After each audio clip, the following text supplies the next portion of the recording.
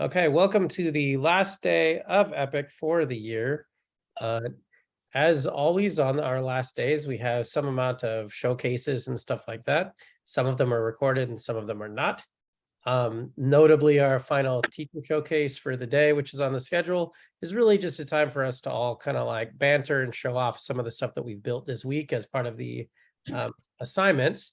But we don't record that because we don't want to put people on the spot about it. And then we've got a second showcase, which is at 10, which is every year we work to kind of like push the boundaries of what you can do with not just the language, but also, we're really trying to get areas of computer science that are not typically accessible. Like, how do you do crazy stuff like visual effects? How do you do craziest stuff like, data science, which not very many years ago really wasn't feasible. And so this year William has something planned, and he never really tells me what, but I suspect there will be some cool graphics that we're trying to make accessible, but I could be wrong. So I'm looking forward to seeing that too. Besides that, there's 2 more sessions in the morning.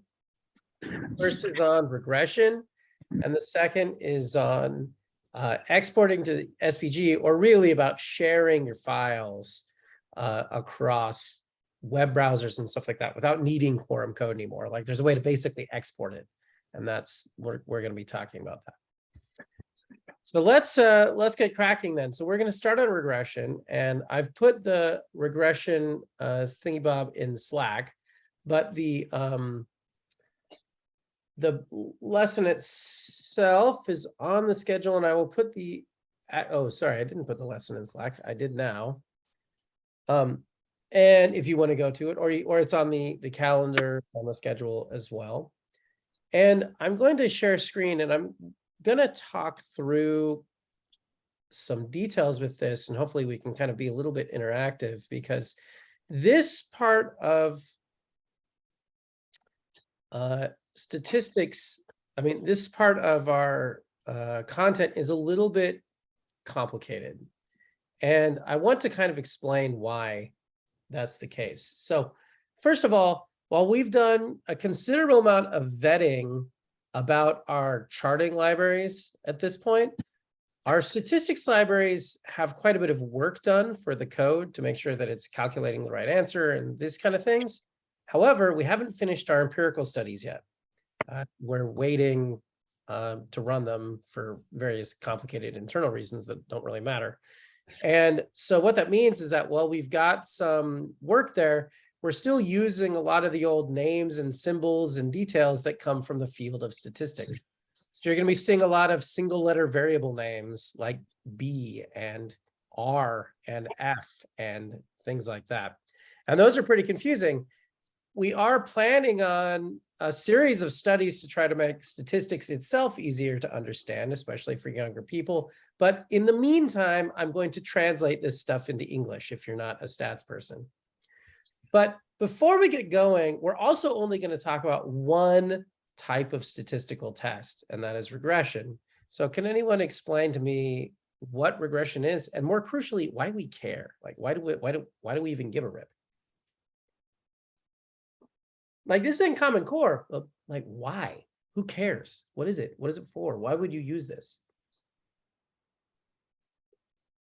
I feel like regression, the important part of regression is prediction for other time periods.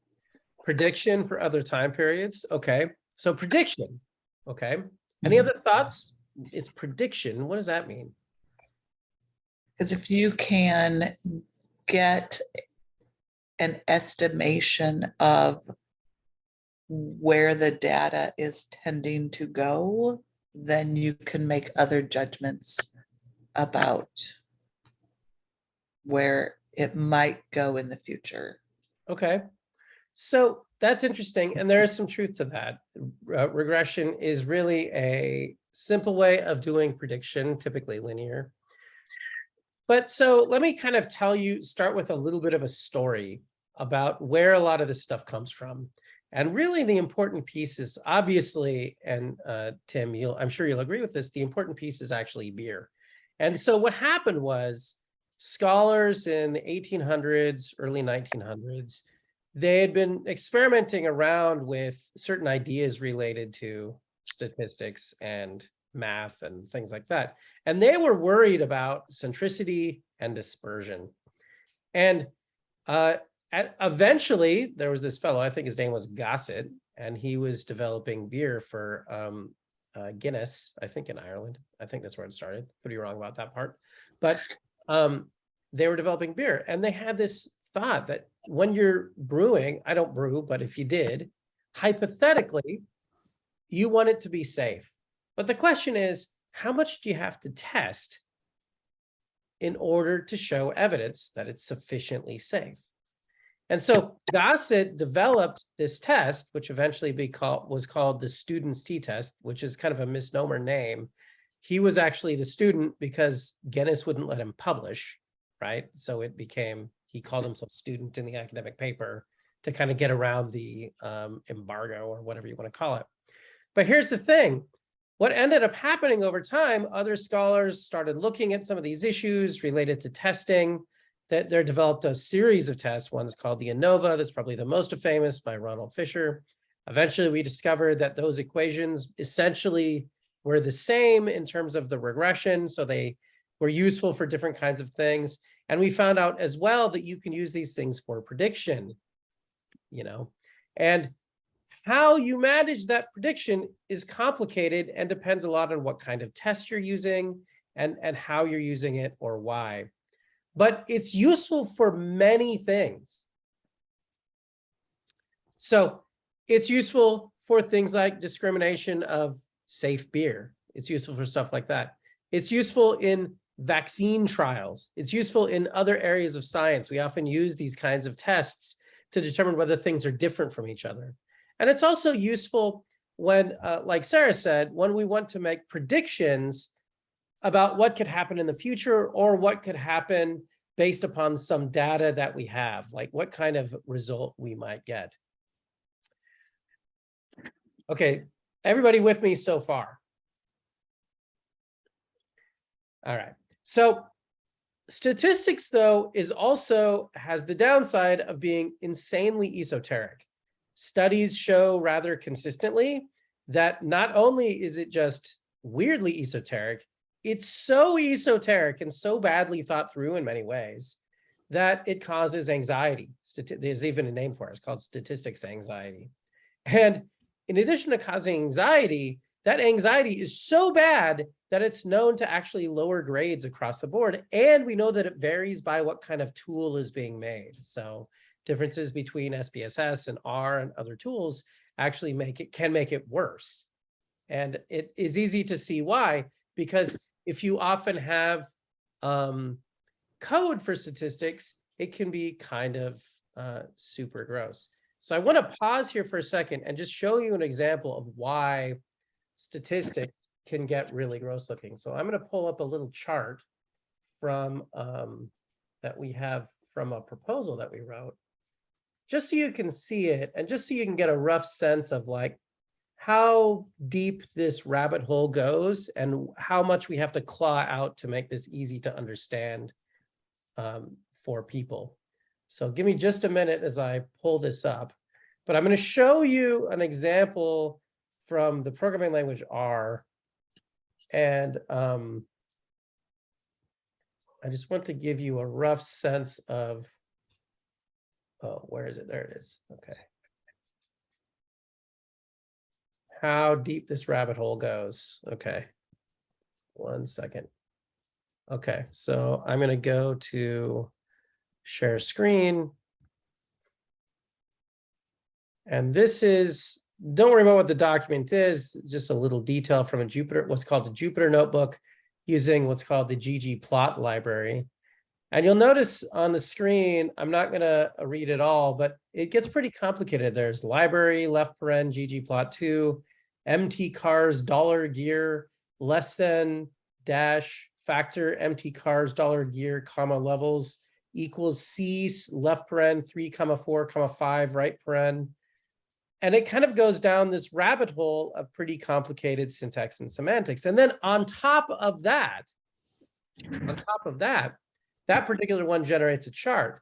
But on top of that, you have to not only translate that into the standard version from a textbook, but that because textbooks don't actually match that language, like undergraduate and graduate level textbooks don't match that language. But in addition, you then have to translate that into English so that you can understand what on earth it's even talking about. So one of the things that we're trying to do for the next year is we're trying to figure out how to make a lot of this work related to statistics easier to understand for human beings, including people at the high school age and also at the college level age. Again, I won't get into all the details about how we're doing it and why and stuff like that. But part of that, there will be these block modes that we talked about related to statistics. So your students can use and manipulate things like regressions through drag and drop or the keyboard if they're screen reader users. Okay, so in terms of actually coding these, let's code up a regression and then let's talk about it. So I've put in the chat, and you can also download from the website, this spreadsheet, which is Google Trends ice cream sharks. And I'm going to show ice cream sharks, which I don't honestly know what it is. A student of mine found this. And so all bets are off as to what it is exactly. But what we're going to do is we're going to pull up an Excel and take a look at it. I think what this data is something to do with like how many people are searching for these things. And there is a date or like a weekly time period. Then there's either the number of shark attacks or the number of hits on shark attacks. I'm not actually sure. Something related to ice cream and hits. That's probably like a percentage, or I don't know exactly. And then something about pools. Okay. Now, again, I know that these examples are slightly contrived, and it would be nice to have real data here. Maybe this actually is real data from Google, but I don't know if it actually means that much. But I think in this particular case, they were looking at something that would be a spurious correlation. To give you an example of when you would have a prediction, but it doesn't really mean anything, which is a common problem in statistics. Okay, so everybody get this, make a project, and then toss the file in there, just like we've done before. And I will pull it up on my end too. And I've already done that. So I've got a blank screen with regression, and I've got main.quorum. And inside of that, I put my Google Trends ice cream sharks.csv. And so like usual, I'm going to type data frame, and it's going to say use libraries.compute.statistics.dataframe. I can either alt enter that thing, or I can right click on it, or I can use the context menu key, and then I can pull it up and select that use statement. And then I'm going to, oh, sorry, somebody say something? Okay. Then I'm going to load, call frame::load. And I put my file at that the top level. So I'm just going to put in Google Trends ice cream sharks.csv. And then because I want to verify that this actually worked and it didn't crash it, I'm going to say output frame::text. But I don't want to output the whole file because I don't really care. I'm just verifying what's there. So I'm going to add a number to it, 5, just to verify that the number of that it's outputting something. And it did. It outputted a date. Outputted, sure. Output a date, and then the shark attacks, the ice cream, and then pools or something like that. Okay, great. I want to give everybody a minute here, and there goes my wife. I want to give everybody a minute here. She's running, screaming. Joking. My wife co-invented Quorum, if you didn't know that. So she's highly familiar with this stuff. But I want to give everybody a minute to get to there. And if everybody can please give me like a thumbs up in Zoom, or say, got it, or something like that, just so I know that I can move to the next piece. That'd be helpful. Got it. Got it. I see some thumbs up.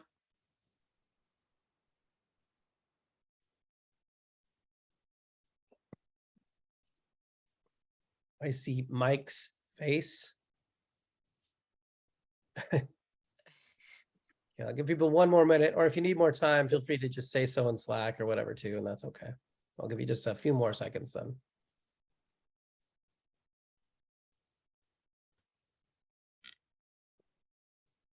Okay. Now, the next thing that we're going to do is we're going to actually go ahead and make a regression object, and we spell this, oops, regression, and then I'm going to say regress. And if I right click on this, I can see where this use statement lives. Again, this is not useful information. We do not care to memorize these. It is not useful. Do not make your students memorize these. It is not a useful skill. And that is add use for libraries.compute.statistics.tests.regression. It'll add that in. And I'm just going to pull up the code completion for regression, and I'm just going to kind of look at it. There's adding column factors, calculate critical value, different kinds of calculations, things called p-values, probability values, regression parameters, standard errors, residuals, sum of squares, residuals, all sorts of complexity, and it can get pretty hairy in the field of statistics. This is, like I was saying, one of these areas where we suspect that we're going to be making changes to these classes to make it easier to understand over time, in part because we don't know yet, since we haven't finished the studies yet, we don't know what would be easier, right? Like, it's not always obvious. Residual degrees of freedom. I'm just kind of sorting through these for those that can't see it. Removing factors, intercept values, stuff like that. Okay. So just like all of our charts, we're also going to use this add selected factors stuff and add selected columns. So typically in a regression, we often think of it just like as the slope of a line, right? We often think about it like, you know, y equals mx plus b. And the math does get hairier than this, I promise you, because you can have multiple dimensions with stuff. So it's not just 2 or 3 dimensions. It's actually, you need linear algebra to really understand what regression is doing. However, that would melt most people's brains, and we don't want to do that. So we're going to think about it as essentially just a linear equation with a lot of values. But let's start with one. So I'm going to say frame, and I'm going to say add selected columns. And inside of it, I'm going to put shark attacks.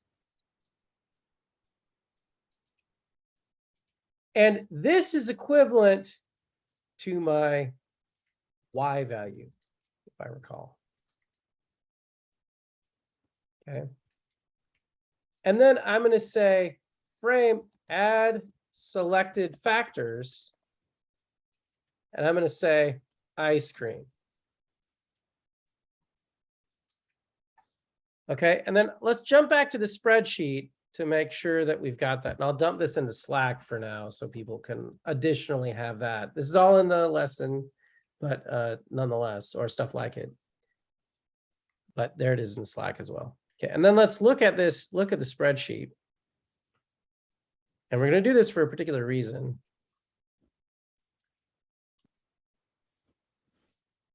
If I'm just looking at this, here's what I want everybody to figure out, and look at the spreadsheet or pull it up yourself. This asks the question, does ice cream, I don't know what it is, searches on Google or something like that, predict searches for shark attacks? I think it's searches. So let's just look at these numbers.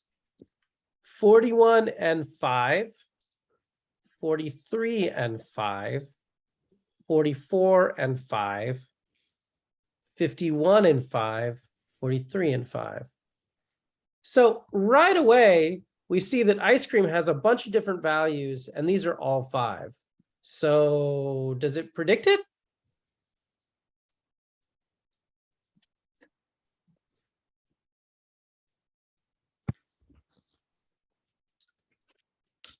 Can regression handle this? There's a name for it. We've talked about it over the week.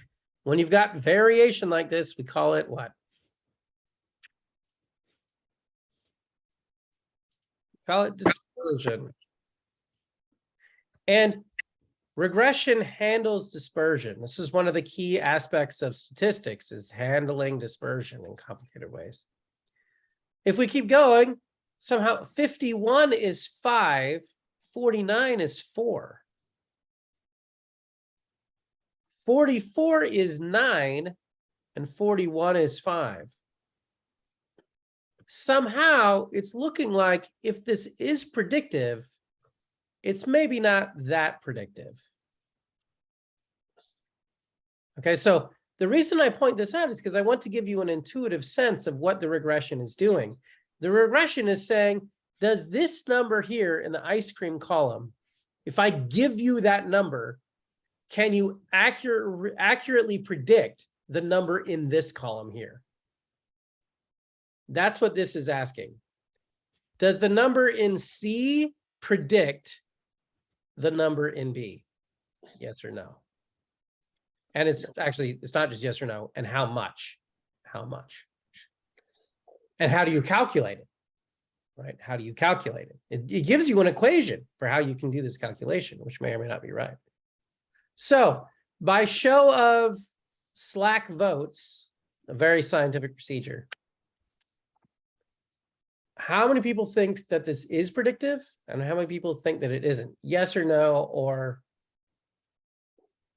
what do you think? Is it predictive or is it not?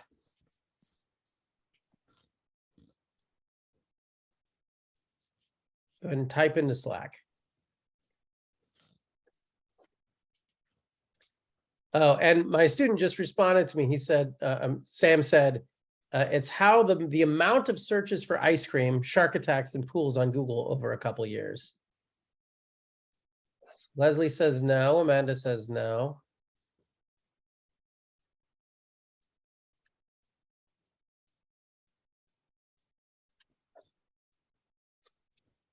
Tim says not very much. He's hedging his bets. Good man. So I actually don't know the answer, but we will find out. And the trick here with statistics is to realize oftentimes that there are shades of gray, right? And that statistics is all about those shades of gray. And in addition, don't forget that just because you find a predictive value doesn't mean that it's causally related. Obviously, it doesn't mean that ice cream causes shark attacks, although does it? But obviously, I'm kidding. Obviously, that's Bigfoot that causes shark attacks. Never mind. No, so the point joke for the video, I have to explain it. The point is, it's not necessarily causal, but even non-causal factors can be useful predictors sometimes. So like you just have to understand that they don't cause the thing, but they might be related, and that's okay. That's interesting. Okay, so we've got our selected factors, and then what we're going to do is we're actually going to kill this regression line. I just wanted you to see it. We're going to say frame, and we're going to say regression on selected. Okay. And I'm going to jump into this function for a second, just so you can see behind the scenes. So you can see what this does. Because we've used these functions the whole time, but we've never really looked. Oh, you know what? And you're not going to right now either, because I'm not sharing my screen. All right. So like right on. Okay. So let's take a look at this. We've got regression on selected. What does it do? It checks to see if the selection is valid. It checks to make sure in the current version, you can only have one outcome variable. Technically in regression, you can have multiple, but I think we only did the math for one.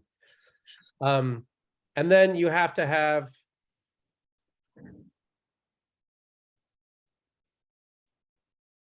at least one independent variable.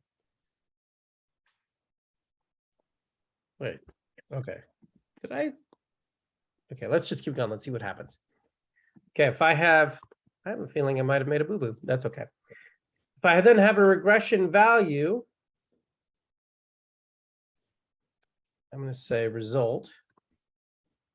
And then I'm going to call a function on the result that says output result get formal summary. I'm going to hope I didn't make a devious mistake. I'm going to kill that. And then I'm going to run it. Okay. All right. Now, can everybody tell me if they got to this spot or not?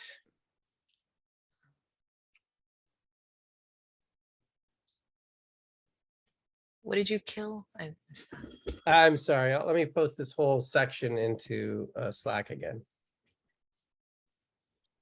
I got rid of the regression directly, and I instead said regression on selected from the frame. It's just the convenience method for regression.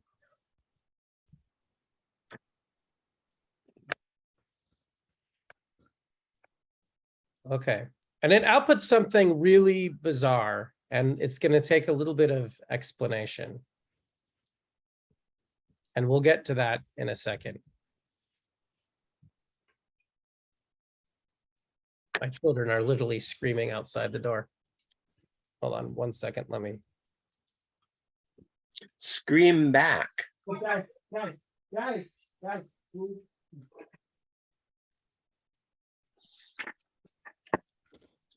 reality of Zoom meetings. Okay.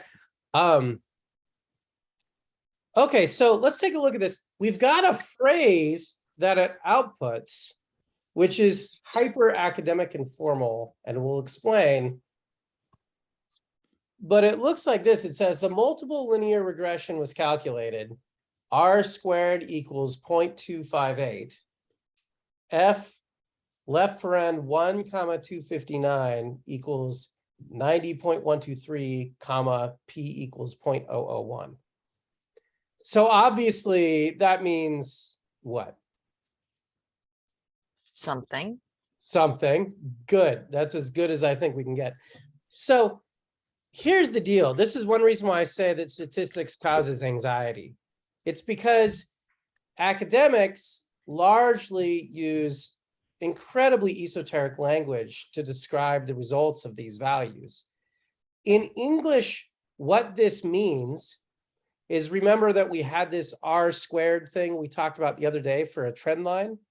An R squared here is 0.258, which means it is actually representing about 25% of the variation. That means there is a correlation here. There is a correlation. At least it looks like it's of moderate size. The F1 259 thing is this kind of esoteric mathematical property that you actually don't use that much when you're reporting statistics, but does exist, called degrees of freedom. Then there's this number 90.123, which is called, and I hate this, it's called an F value. And an F value is related to some disgusting calculus that I shouldn't go into, else I'll be beaten, right? So this disgusting calculus is really saying a point on a curve under which you get all the area, basically. It's kind of like an endpoint for an integral, if you're familiar with calculus. And if not, it's basically like, imagine a big curve, and then you say how much area is under that whole point, right? It's kind of a point in time, not in point in time, a point in space where that's the case. And then finally, there's this thing that says P. It's usually what happens after you drank too much coffee. And a P value is a very difficult to describe thing. And then there's all those wonderful tables too. well, yes. The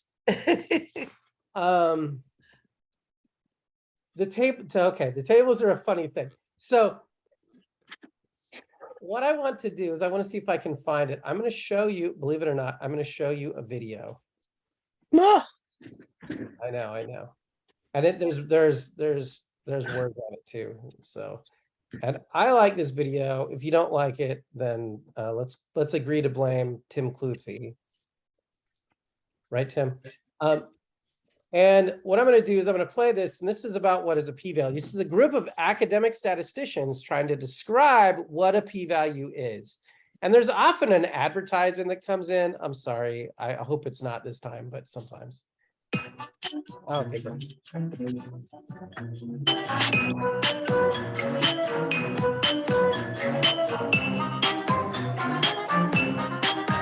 But can scientists even explain what a p-value is? The question is, what is a p-value? What's a p-value? What is a p-value? What is a p-value? A p-value. Oh. What is a p-value? I'm going to pass on that.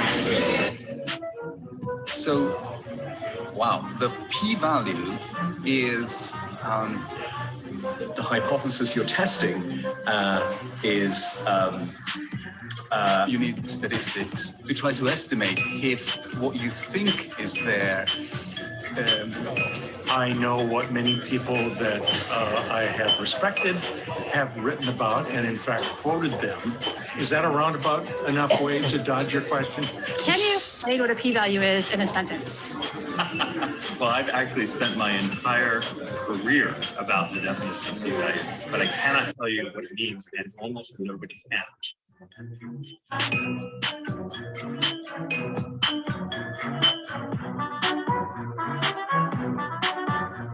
All right, so we just listened to a group of statisticians argue that we can't even define what these things are, which, while there is some factual truth to that statement, the reality is that's also not very helpful to say, because we then use p-values in all of these aspects of life. So I want to try to give you an intuitive understanding of what it is, while recognizing that the reason why, and they're right, the reason why they say it's very difficult to describe in a sentence is because a p-value fundamentally is a mathematical construct. I want to say that again. A p-value is a mathematical construct. It is not easily described in English because it has a mathematical meaning, right? And so really at the end of the day, what the p-value is used for is to give us an indication as to whether what we're observing in our data, whether it's our prediction or a distance between two things or stuff like that, whether that is likely to be caused by chance, in chance observations. So for example, we looked at our spreadsheet, right? And when I pulled up this shared screen value, this Excel sheet, if you looked at it, our initial thinking was, no, there's really no, most people said, no, there's no relationship between ice cream and shark attacks in terms of the prediction. But the thing is it's also not that bad. Like, look at this, like it says 14 and 2. Well, that does seem like when one of them is a little bit lower, the shark attacks is a little bit lower too, right? It's not a causal relationship, obviously, but they do look sort of related. And the p-value and the r squared are these nice little cousins. The r squared gives us a sense of how big that prediction is in terms of percentage, 25% of the variance about. The p-value says something different. The p-value looks at the amount, looks at is the wrong word because it's not anthropomorphized, but the p-value is related to the sample size, essentially how much evidence you have. And it's also related to the size of the effect. So think about it like this. The p-value is going to get more predictive, is going to tell you that it's more predictive if you have a ton of evidence. And that makes sense, right? If you've got a massive amount of evidence, then the p-value should indicate that that's probably a true relationship if you find something. Similarly, if what you've observed is a really big effect, then it should be easier to find, right? It'd be like if you walked into a room and you saw an elephant, that elephant is really big. And so it might be easy to identify. But if you're looking for a grain of rice, you might be able to find it with enough people searching, but it might be difficult to find on its own. Or if you're a parent, a Lego. No, you step on those in the middle of the night. Right. You only find them when you're not looking for them, and it's your feet that pay the price. So the point is the p-values, and I'll pull up the screen again. The p-values, oops, in Quorum Studio. Question really quick about p-value. Say what?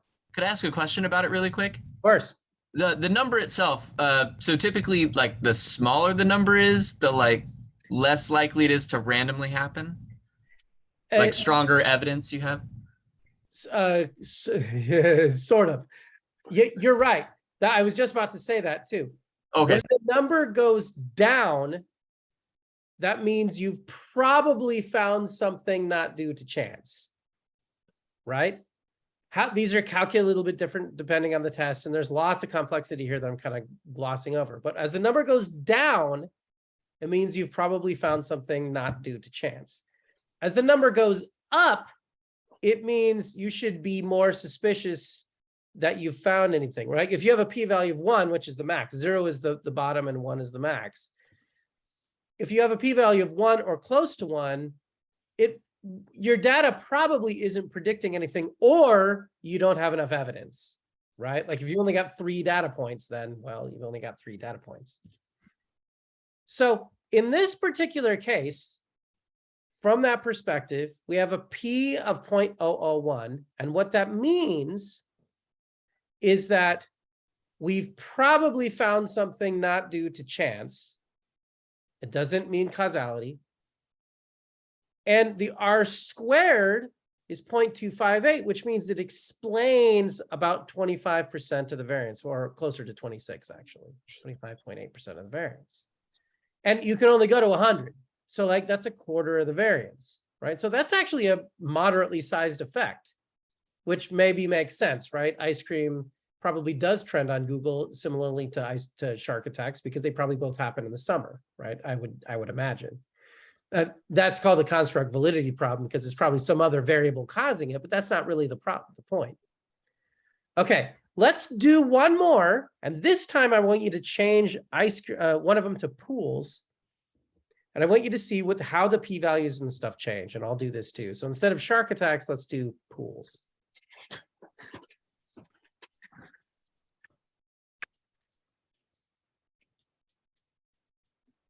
And then there's one more piece we have to do past this for regression that we'll get to. But I want to do one more of these first.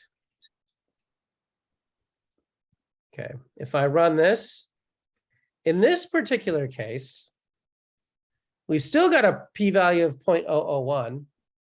The R squared is 0.179, which means it's slightly less predictive. But still, again, it's a sufficient amount of evidence to conclude that they might be, that they are predictive in this case. And in addition, we can also add additional variables. So we can have more than one predictor, which makes sense. You can have more than one thing predicted, and these might be related.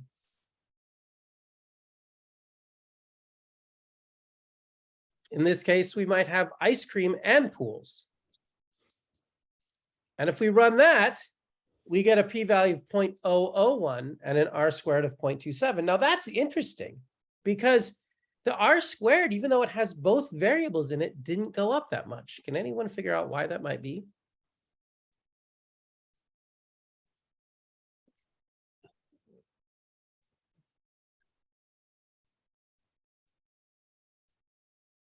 This is not an easy question.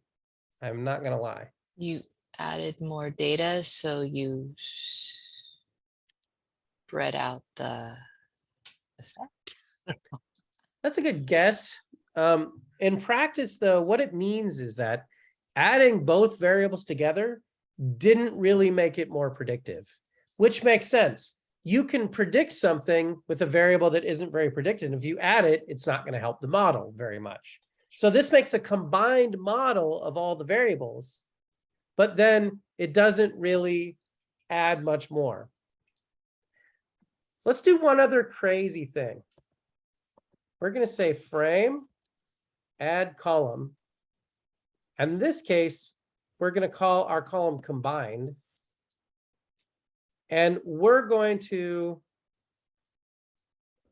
say ice cream. Oh, that's not going to work. Okay, actually, this is a terrible example. Okay, in our Excel spreadsheet, I'm going to cheat right now because I'm a bad person. I forgot. You actually have to have names that can't have spaces in them.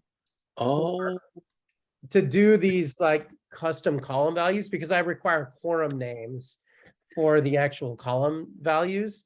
So it's a little bit wonky. So I'm sorry about that, but I'll show you an example anyway. So ice cream times pools. I'm just trying to show what you can do. Okay. First, before we do that, let's make sure that that worked. Oops. Could not find key architects. Oh, yes.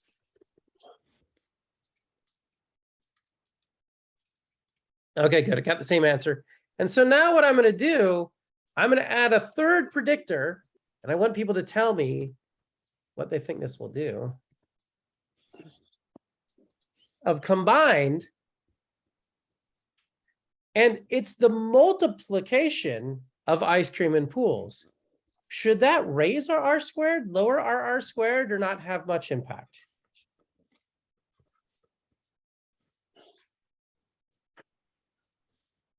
These are one of the reasons I like to do a little exercise like this, because they're slightly difficult to reason about, and they make you think a little bit.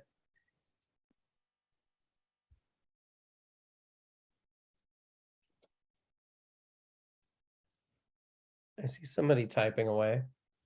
just gonna guess raise it. Okay. I don't see a lower 100% it. guess. Let's run it and then I'll explain. All right. You'll notice that when I run this, the R squared is 0.271. But if we go back and we had the ice cream only as a predictor, we had 0.258. And if we added pools, we had 0.27. What this is telling us is that the combination of these two columns added no new information. When you think about it, that makes sense because they're still going to vary approximately with the original data if it's just a multiplication of it. So for example, if I said instead ice cream times -1 for combined, that's going to be an inverse correlation, but it doesn't really matter. Oh. The decomposition cannot be solved. Okay, well, never mind that. So I've done something silly there, but like you get the idea that oftentimes regression only works on adding information that's actually useful. In other words, sometimes just taking and multiplying the values doesn't add any predictive value. Okay, one final thing I want to show is I'm going to dump out a bunch of other values that you can get from regression. I'm just going to put them in there, and they're in the, oh, geez.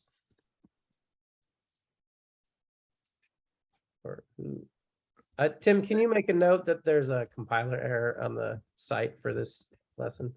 I didn't notice it either. They have single quotes instead of double quotes. Make a note of that. Sorry, just 1 second, y'all, and then I'll post a corrected version in Slack.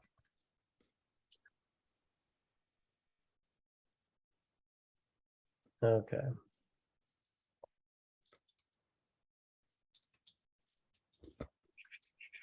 There's still one on line There's 1, one. 2. Yeah. Thank you.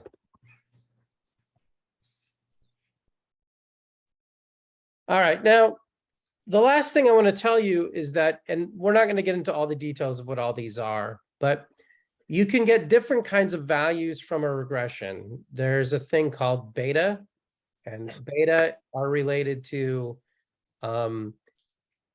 how you predict the actual value. So if you want to generate the equations, that's what these beta coefficients are all about. There's residuals. Residual is basically a fancy way of saying error.